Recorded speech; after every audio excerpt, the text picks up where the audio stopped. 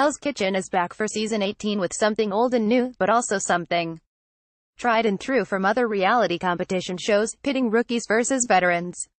For the first time ever, former competitors, including several first runners-up who just missed coming in first, have returned and are hungry to savor redemption. One other twist: for the first time since season 1, the teams aren't split up by gender.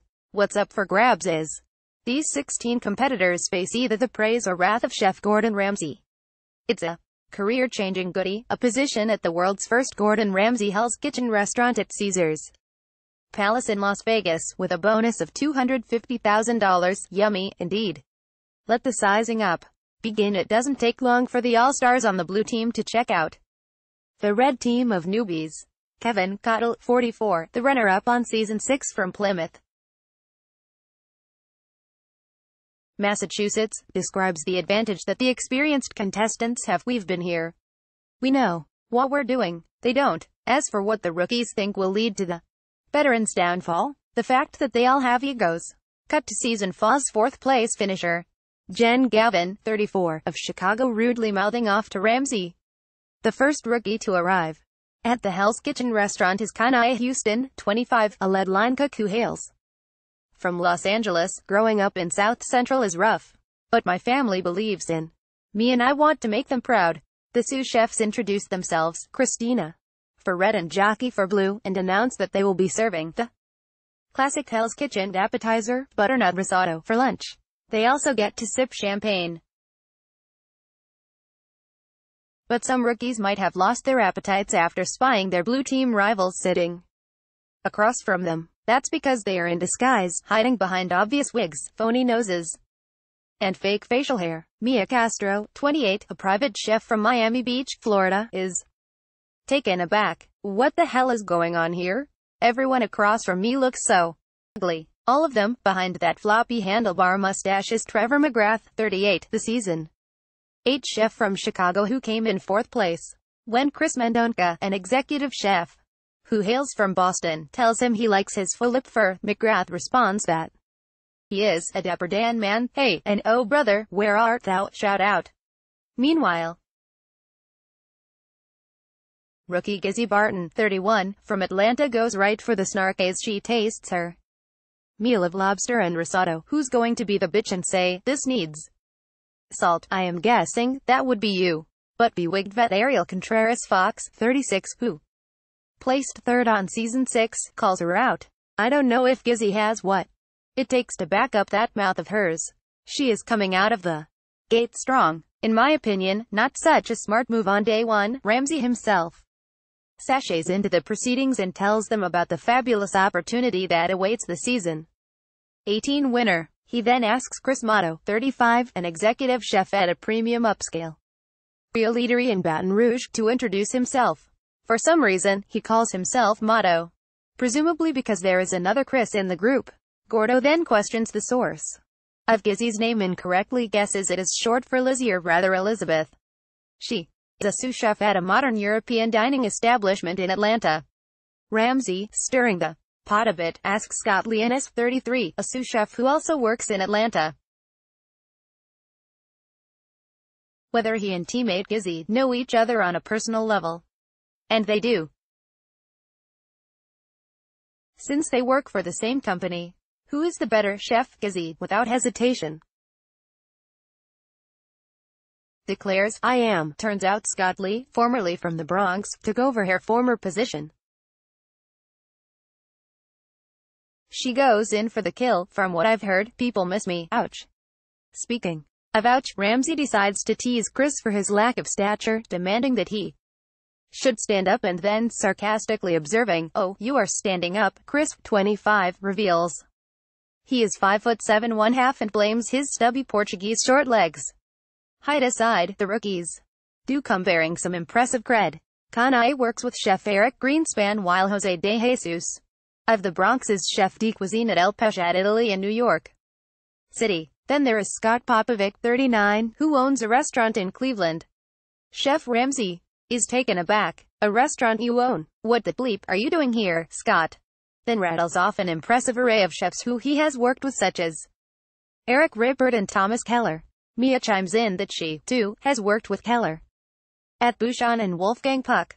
Don't let that dazzling smile fool you.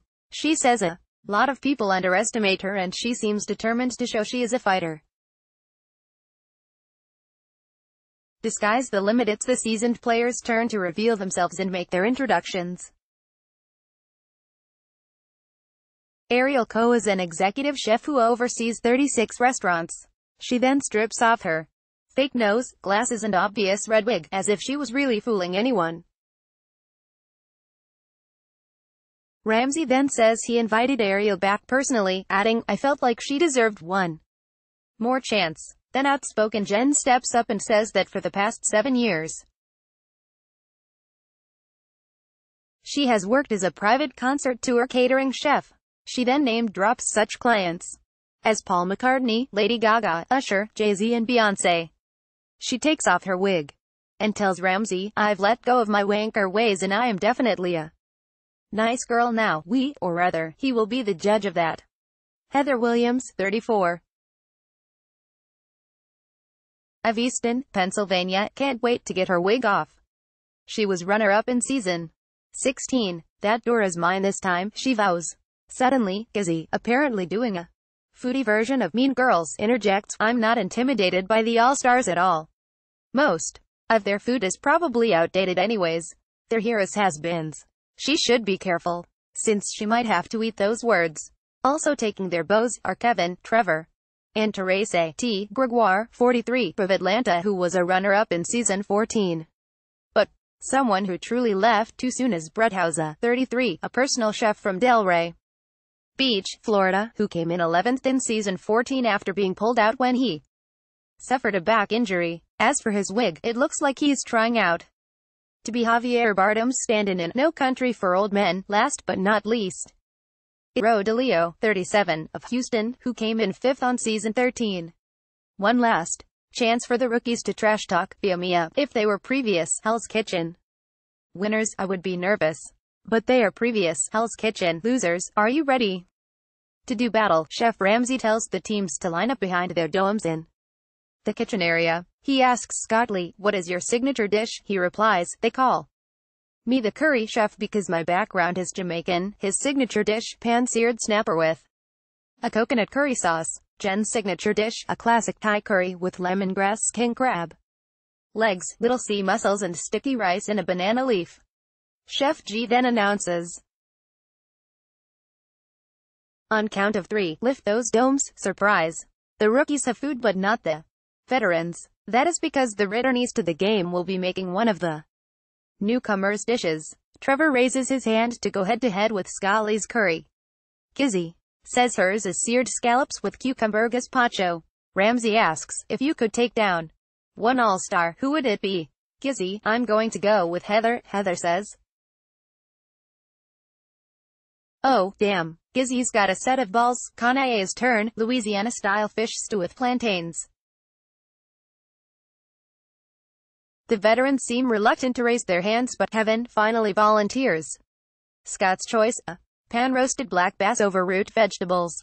Ro jumps in before he gets to a little bit of apple butter sauce and a mashed salad. Ro says, "Scott's dish isn't really what I want. I just want to beat Scott." Chris picked pan-seared duck breast with mango and blackberry puree. Brett goes for it. Motto announces New Orleans barbecue shrimp and grits. T grabs it. For Jose, it's pan-seared scallops with parsnips. Ariel will do likewise. Mia's signature is grilled pork tenderloin with chorizo chimichurri. Gan puts a fork in it. The pairings are complete as Ramsay says, "Your 45 minutes start now." The results. Soon enough, they are down to their last 90 seconds. Gan's reaction to the news. "I really just overcooked Mia's signature pork." We learn that each dish will be judged on a scale of 1 to 5, with 5 being brilliant and 1 a disaster. The team with the higher overall points wins the challenge. Battle 1. Motto's shrimp and grits against veteran T's. Ramsay tastes T's first. His reaction, grits delicious, shrimps slightly overcooked. She gets a 3 for her efforts. T looks crestfallen. As for Motto, his grits lack salt, and he also gets a 3 out of 5. Battle 2. Kanae's fish. Stew with plantains versus Kevin's attempt. Kanae mashed her plantains and Ramsey is not pleased. Am I the only one in the room who thinks visually it looks like some camel's turd? She gets 3 out of 5. Kevin, being from New England, thinks a stew and chowder go hand in hand. Actually, his dish looks delicious. That he fried his fish skin earns brownie points. He gets a perfect score of 5 and the Vets take the lead by 2. Battle 3, Scott's herb-crusted black bass compared to Rose. Rose's dish is slightly overcooked and she gets a 3. Scott makes an impression of his own, one that is bad. Scott, the fish is overcooked. The good news is your restaurant is closed. No one is eating. Bleep.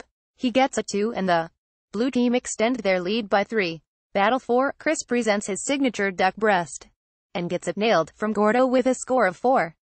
Brett hears, this is delicious. The duck's done beautifully. He gets a strong 4. Battle 5, Jose's seared scallops. With a pasta plate versus Ariel, Ramsey praises both of their purees and both earn a 4. Battle 6, Scott Lee is first to deliver his pan-seared snapper with jasmine rice.